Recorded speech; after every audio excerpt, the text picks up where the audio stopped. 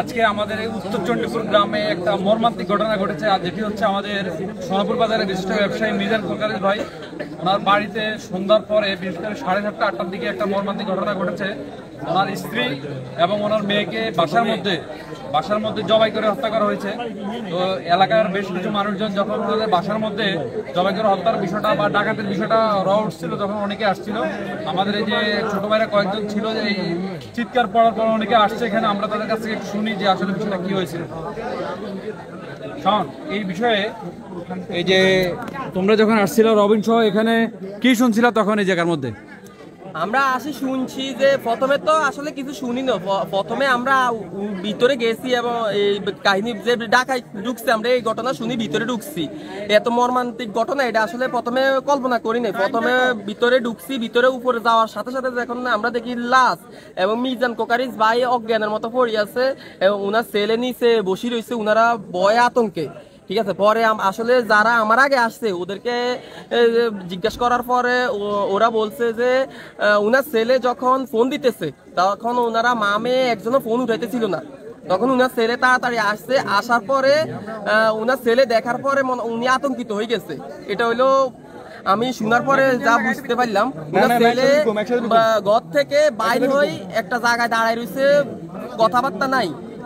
তখন আমাদের আরো কিছু লোক, আমাদের রবিন, তারপর ওই যে বাতিজা আজিজ, ওরা আসছে। ওরা আসার পরে ওই যে আমাদের রেখা আপার ছেলে যাকে জবাই করা হয়েছে, উনার ছেলে বলতেছে যে ভিতরের অবস্থা ভালো না, ভিতরের অবস্থা ভালো না, শুধু ওটাই বলছে।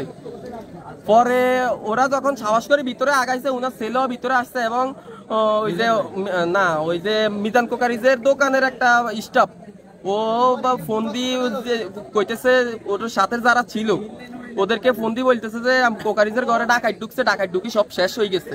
তখন আমরা সবাই মনে করছি যে ডাকাতি হয়েছে বা উনাদেরকে বাঁধি স্বর্ণ গয়না লুট করছে, কিন্তু এমন মর্মান্তিক ঘটনা ঘটাই দিবে এটা আমরা আসলে কেউ চিন্তা করতে পারি নাই।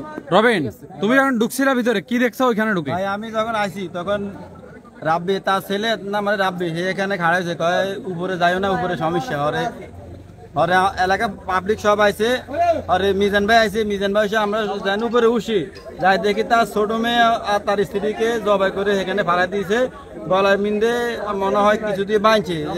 এর বুকের উপরে একটা গামছা আছে, আবার চেয়ার টেবিল কিছু ভাঙা আছে, উপরে একটা চেয়ার ভাঙা ছিল। এখন খুবই দুর্বল এমন ভাবে মারছে যেটা দেখলে যে কোনো মানুষ বের নিষ্ঠে করবে। ভাই আমরা উনার মুখ পুরা থেতলাই দিছে এবং উনার মেয়ের মার পুরা মুখটা থেতলাই দিছে আর কি, পুরা মুখটা থেতলানো অবস্থা পাইছি আমরা। এই বাড়িটির মধ্যেই আজকে সন্ধ্যার পরে যে মর্মান্তিক ঘটনাটা ঘটেছে, এখানে এখন কিন্তু হাজার হাজার মানুষ আছে, বিভিন্ন দিক থেকে মানুষ কিন্তু আসতেছে। তবে এই ধরনের ঘটনা এই উত্তর চণ্ডীপুর রামগঞ্জ থানার ভিতরে, উত্তর চণ্ডীপুর গ্রামে এই ধরনের ঘটনা এই প্রথম, এবং থানার মধ্যে আমার মনে হয় এরকম একসাথে ডবল মার্ডার এরকম ঘটনা খুবই কম আছে, যেটা আসলে আমাদের এলাকার জন্য খুবই একটি ন্যাক্কারজনক এবং এলাকার জন্য কলঙ্কিত একটি ঘটনা বলে আমরা মনে করি। গেছিলা তোমরা উপরে যাওয়ার পর ওইখানে প্রত্যক্ষদর্শী হিসেবে কি দেখছিলা তখন? ওইখানে আমি আসলে অনেক জোর জবরদস্তি করে ভিতরে ঢুকছিলাম, অনেকে ঢুকতে দেয় না, আর যারা দেখছে তারা দেখে মানে শরীরের একটা কম্পন যে জিনিসটা, মানে একজন তো অলরেডি মানে অজ্ঞান অবস্থায়, প্রায় উনিও অজ্ঞান হয়ে যেতেছে। ওনারা ধরে ঘটনাটা কি করছে ওইখানে ভিতরে? আমি ভিতরে গিয়া দেখছিলাম যে ভিতরে ওই যে ওনার মা কোকারিজ কাকার স্ত্রীকে মানে চেয়ার দিয়া মনে হয় কিছু দিয়া বাইরেছে, এরকম সব চেহারা পুরা থেতরাইয়া রয়েছে, আর মনে হয় জবাই করে দিছে, রক্তে পুরা মানে ফ্লোরটা পুরা ইয়ে হয়ে রয়েছে মানে রক্ত।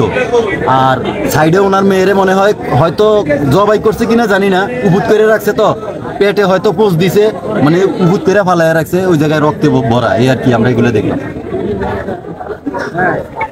এমনিতে এলাকাবাসী হিসেবে তো আশেপাশের মানুষজনের সাথে আমরা জানি যে ওনার যথেষ্ট সুসম্পর্ক ছিল। হ্যাঁ, এটা আমরাও জানি, আমিও এই বাড়িতে কাজ করছিলাম, যখন আমরা বিল্ডিং এর কাজ করছিলাম উনি খুব যথেষ্ট ভালো, আর ওনার কানে একটু কম শুনে, ঠিক আছে, কিন্তু উনি যথেষ্ট খুব ভালো ছিল।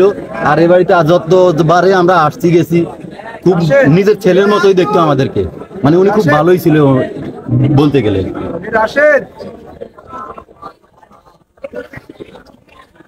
No.